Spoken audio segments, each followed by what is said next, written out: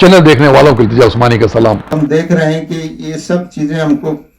बेअसर नज़र आ रही हैं और अपराध जो है वो कम नहीं हो रहे हैं, बल्कि अपराधों की संख्या बढ़ रही है। और दूसरा ये कि हमारी जो न्याय व्यवस्था है उस पर भी हमें चिंता है कि वो न्याय व्यवस्था पीड़ित महिला को या पीड़ित व्यक्ति को न्याय दिलाने के बजाय उसकी जो प्रक्रिया है वो अपराधी की ज़्यादा मदद करती है और मामले बहुत लंबित हो जाते हैं, मामले बहुत दिनों तक चलते हैं और पीड़ित का हैरेसमेंट होता है, मायूसी होती है। और जो अपराधी बहुत ताकतवर पॉलिटिकली होते हैं या पैसे वाले होते हैं या असरदार होते हैं, वो उन सजाओं से बच जाते हैं। तो हमारा जमात इस्लामी हिंद बराबर ये बात कहती रही है कि ये प्रक्रिया बहुत तेज़ होनी चाहिए, न्याय की प्रक्रिया में ज़्यादा देर नहीं लगनी चाहिए। और दूसरा ये कि ये प्रक्रिया पीड़ित सेंट्रिक होनी चाहिए कि पीड़ित को न्याय कैसे जल्दी से मिल सकता है, इस पर ध्यान दिया जाना चाहिए। और ये प्रक्रिया निष्पक्ष भी नज़र आनी चाहिए कि पीड़ित के साथ न्याय हो रहा है और जो अपराधी हैं उनको बचाने की कोशिश नहीं हो रही है। क्योंकि हम देख रहे हैं कि अपराधी अगर किसी पॉलिटिकल पार्टी से है, अपराधी अगर बहुत ताकतवर है, पैसे वाला है, असरदार है,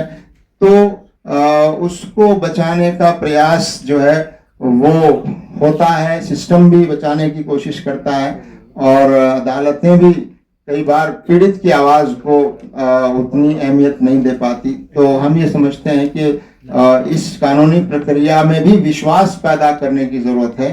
कि विश्वास पैदा हो कि लोगों को न्याय मिलेगा।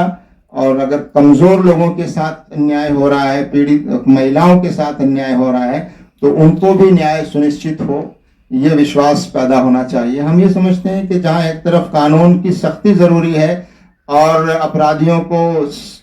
सही और कड़ी सज़ा मिलना ज़रूरी है, वहीं हम ये भी समझते हैं कि समाज में अपराध के बारे में, महिलाओं के बारे में जो सोच विचार और मानसिकता है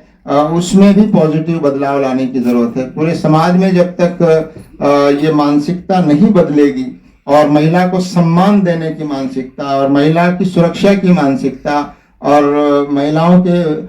प्रति अगर अपराध होते हैं तो उस पर हमारा समाज बहुत संवेदनशील हो और सेंसिटिव हो और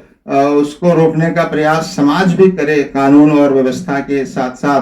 तो ये करना ज़रूरी है। और जमात इस्लामी हिंद ख़ास तौर से इस बात को अहमियत देती है कि जब तक इंसान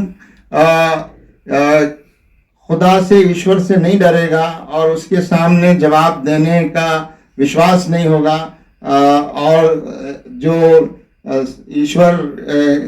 हर अन्याय के खिलाफ जो है ईश्वर से कोई नहीं डरेगा, ये विचार पैदा होना, ये विश्वास पैदा होना हम समझते हैं वो भी ज़रूरी है। तो समाज में एक तरफ जागरूकता लाने की आवश्यकता है और दूसरी तरफ हमारी कानूनी प्रक्रिया को ठीक करने की आवश्यकता है। और जो सरकारी हमारा तंत्र है उसको इस बात की ज़रूरत है कि वो निष्पक्ष होकर अपना काम करे और जो पीड़ित लोग हैं या महिलाएं खास तौर से जिन पर इस तरह के अत्याचार हो रहे हैं उनको न्याय दिलाने की हम कोशिश करें।